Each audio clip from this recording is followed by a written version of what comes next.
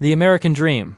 For generations, it was a simple, yet powerful promise. If you work hard, you'll have a better life than your parents. It was a promise built on the foundation of a strong, thriving middle class. But today, that foundation is cracking. The very idea of the American dream is changing, and for millions, it feels like it's slipping away. What happened? Why does it feel like the goalposts keep moving further and further down the field? It all comes down to a simple yet brutal equation. The cost of everything we need to live a stable life, a home, healthcare for our families, a good education for our kids has exploded. It's not just your imagination. The numbers are staggering. Meanwhile, for the average worker, wages have barely budged in decades. This growing chasm between what we earn and what it costs to live is the heart of the problem. The traditional markers of a middle-class life, like owning a home, feeling secure in your job, and being able to retire comfortably, are becoming less of a milestone and more of a luxury. The dream of upward mobility is being replaced by the struggle just to keep your head above water. To understand where we are now, we have to look back at where we came from. What even is the middle class? It's more than just an income number. It's a lifestyle. It's the security of knowing you can handle an unexpected car repair without going into debt. It's the ability to take a family vacation, save for the future, and give your kids opportunities you didn't have. There was a time not too long ago, often called the Golden Age, the decades after World War II. In this era, the American middle class wasn't just a segment of society. It was the majority. A single, average-paying job, often in manufacturing, could support an entire family.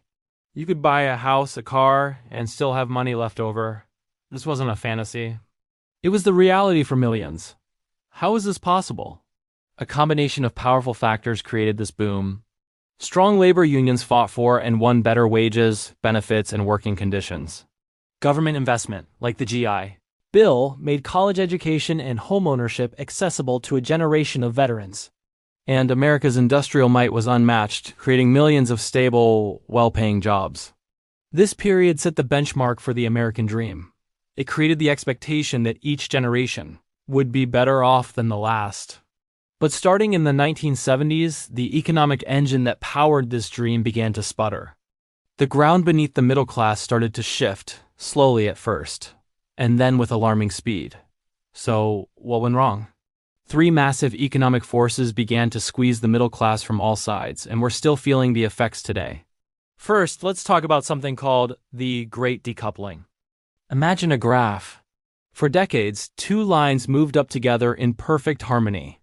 How much an American worker produced, their productivity, and how much they were paid. It was a simple deal. As the company does better, so do you.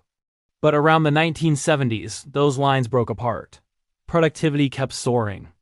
We became more efficient, made more products, and generated more wealth than ever before.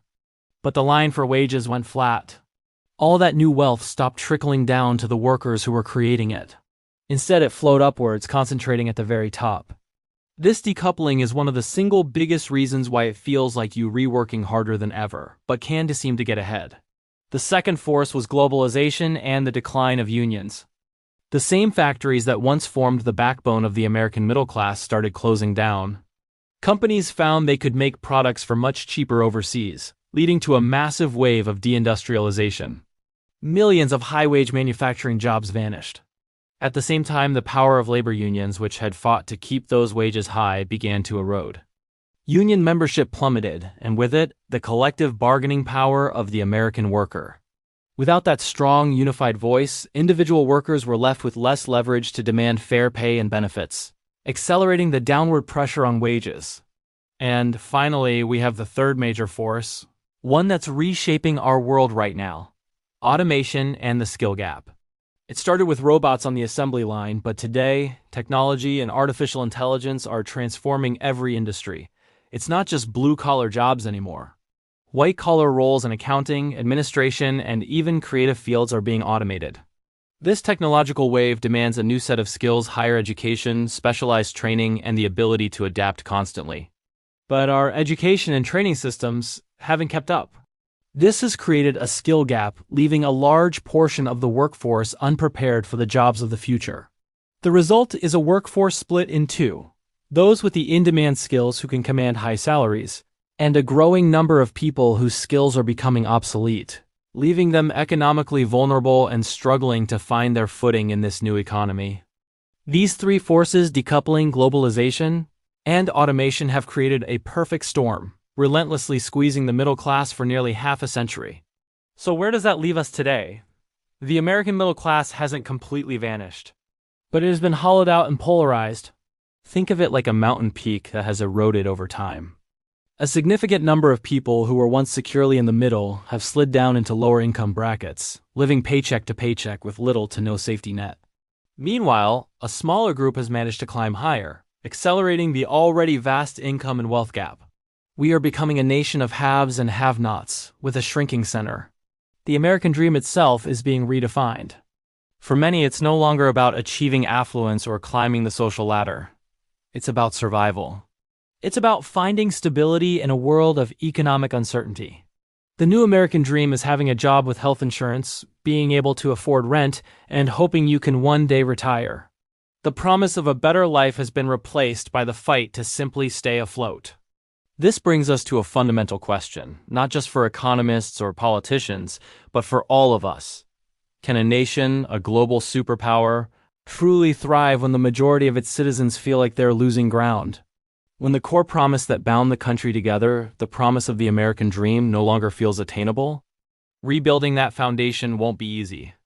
It will require us to rethink the very systems that govern our economy, from education and healthcare to labor laws and tax policy. Restoring the promise of the American dream is the defining challenge of our generation. Thank you for watching. If this conversation resonated with you, please subscribe for more deep dives into the issues that shape our world.